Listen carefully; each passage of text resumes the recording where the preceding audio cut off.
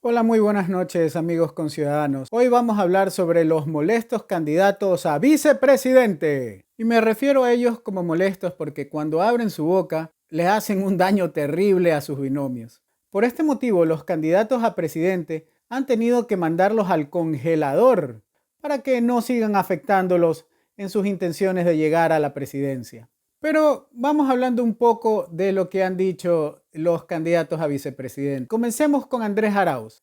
Una de las cosas que generó controversia fue que en un momento dado dijo que se iban a sentar a la mesa con los 10 más buscados. Nuestro país es el tema de seguridad y que usted justamente lo tocaba y que está como uno de los ejes principales dentro del plan de campaña.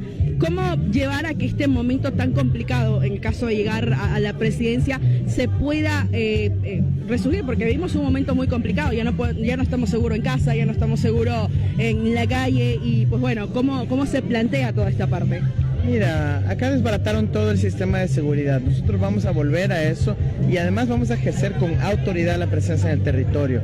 Vamos a poner orden también en la justicia porque hay jueces que liberan a los delincuentes una vez que están presos y es porque no quieren coordinar. Nosotros vamos a hacer que coordinen, vamos a armar la mesa de justicia, lo ha dicho Luisa González con firmeza, y vamos a sentarnos en la mesa con los 10 más buscados. Bueno, esta declaración generó mucha controversia y en los medios fue muy comentado. Luego, Andrés Arauz hace su aclaración y tenemos otro video donde él da un poco más de contexto, qué fue lo que él quiso decir. Y nos explica sobre las mesas de justicia, cómo funcionaban y que cuando decían que se sentaban con los 10 más buscados, no eran pues con las personas de los 10 más buscados, sino con los archivos y con la información de cada uno de estos delincuentes para tomar medidas respectivas en la lucha contra el crimen. Veamos un poco del video. La mesa de justicia es una instancia de coordinación del Estado, no solo del gobierno nacional. Y en esa mesa de justicia estaban presentes el Ministerio del Interior, de Defensa, Inteligencia, Ministerio de Justicia, Policía Militares, pero también Fiscalía, Consejo de la Judicatura, Corte Nacional de Justicia, Defensoría Pública, para poder coordinar acciones. Y nos sentábamos en una mesa y se ponían sobre la mesa los 10 más buscados. Luego, en una entrevista que le hicieron a Andrés Arauz en una radio argentina, pues sus opiniones generaron más controversias. En este caso, él habló de una ecuadolarización. O sea que la propuesta suya de desdolarizar en realidad es convertir la dolarización en algo similar a la convertibilidad que tuvo la Argentina. Sí, a partir de el uso de las tecnologías modernas, claro, sí. De los medios de pago electrónicos, ¿no? No una convertibilidad de vieja usanza, sino una, podríamos llamarla ecuadolarización con medios electrónicos. Bueno, en esa entrevista que creo que dio en el mes de febrero en Argentina, podemos escuchar cómo Andrés Arauz explica que buscarían, o una idea que él tiene, es la de dejar de usar el dinero físico para hacer las transacciones comerciales dentro del país y comenzar a emplear dinero digital. Habría que preguntarle qué beneficios tendríamos con utilizar moneda digital. Bueno, yo sé que en China la gente paga a través de los teléfonos celulares, aplicaciones. Quizás acá en Ecuador no nos guste la idea, preferimos utilizar el papel, el dinero, tener en nuestro poder el dinero físico. Sin embargo, sí sería interesante por lo menos oír, ¿no? ¿Cuál es la motivación o las razones técnicas que él tendría para proponer este tipo de ideas? ¿Qué supuestos beneficios podría traer para nosotros? Por otro lado, el binomio del señor Noboa también le ha causado dolores de cabeza. Verónica Abad. Verónica Abad también ha hecho declaraciones que tienen que ver con su postura filosófica, política, económica. Ella es una mujer liberal. Entonces ella piensa en un estado mínimo, ¿no? Un estado que lo que da es servicios de obra pública, de justicia y de seguridad. Y todo lo demás debe privatizarse, ¿no? Salud, educación, seguridad social, etc. El Foro Liberal los dice así y enseña y fundamenta por qué necesitamos estas 5 reformas, que son estas soluciones fundamentadas, como les decía, en los 3 pilares del liberalismo. ¿Cuáles son sus 3 pilares? Gobierno limitado, libre mercado y propiedad privada. El gobierno debe limitarse a impartir la seguridad, justicia y obras de infraestructura pública. Esas son las funciones que por naturaleza debe tener un Estado, ¿sí? Por eso se llama un gobierno limitado. Es decir, lo que queremos a través de esta reforma política es regresarle al Estado a su lugar, ¿cierto? Porque está metido en todas las aristas, cuando ellos solamente tiene tres, ¿sí? Tres para que realmente sea un gobierno limitado. Entonces, todas las reformas tienen que meterse en el sentido de que tenemos que quitarle al gobierno de la parte económica, de la parte de educación, de la parte de salud, de la parte de jubilaciones y pensiones, ¿cierto?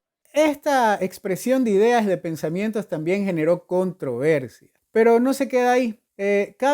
Hay que decir que no es un video de reciente de este año, son videos de entrevistas viejas que le han hecho a la señora Verónica Abad. Lo que no sabemos es si su posición ideológica ha cambiado o no, pero asimismo hay otro video, no sé de qué fecha será, que circuló y fue comentado, donde ella opina sobre los impuestos. Si yo puedo evadir los impuestos, hágalo.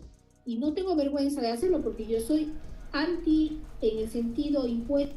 Bueno, yo no les recomendaría el evadir impuestos. Sobre este tema de privatizar educación o de privatizar totalmente la salud o de no pagar impuestos, yo lo único que les podría decir es que en Estados Unidos hay universidades públicas y hay universidades privadas. Hay educación pública. Las universidades públicas no funcionan mal, no es que son malas, no vaya a pensar que porque son públicas son de lo peor, no. También hay hospitales públicos en Estados Unidos. En Estados Unidos el Obamacare fue tratar de darle a los ciudadanos que no tenían cobertura médica para todas esas personas que no pueden acceder a salud, que se quedan fuera. Por otro lado, en Estados Unidos también se pagan impuestos. En todas partes se cobran impuestos. Y son una forma del Estado de financiarse para justamente poder realizar obras y realizar sus actividades de Estado. ¿Y por qué digo que los han puesto en el refrigerador? Bueno, obviamente para no verse afectados en esta contienda política, perder votos, pues al señor Arauz en un momento dado ya no lo dejaban hablar. En el caso de la señora Abad, pues el señor Noboa ya un par de días antes hizo un comunicado donde él ya dejaba en claro cuáles van a ser las funciones de ella de llegar a ser vicepresidenta, que era encargarse de los asuntos de migración, que es encargarse de establecer relaciones con el Caribe, relaciones comerciales, encargarse de establecer relaciones con África. Y la verdad es que todo esto lo pone a uno a pensar sobre esta función, la vicepresidencia.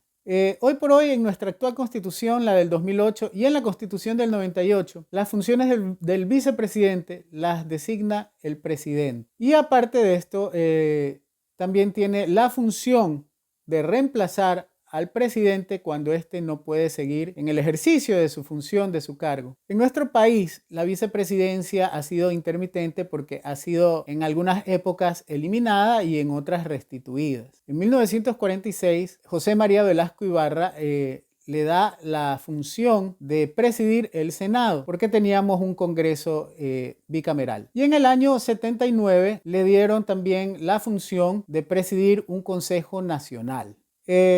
Hoy por hoy, como les he mencionado, es reemplazar al presidente en caso de que éste no pueda seguir ejerciendo sus funciones y realizar las funciones que designe el presidente. Y me pregunto si deberíamos reformar esta función, si deberíamos darle quizás alguna otra función, más allá de las que designe el presidente. Pero quizás lo más importante y lo que más me preocupa es, quizás deberían haber debates de vicepresidentes para conocerlos un poco más, a qué ideologías se adhieren, corriente filosófica. Es una cosa interesante esto porque si vemos el caso del señor Noboa, el señor Noboa se declara un hombre de centro izquierda y su binomio es una persona que parece distar muchísimo de las ideas del señor Noboa, que dice es su postura política. En el caso de Andrés Arauz, bueno, entiendo que pertenece a la misma línea filosófica, política, económica, la Revolución Ciudadana. Sin embargo, claro, habría que ver cuáles son las ideas de Andrés Arauz.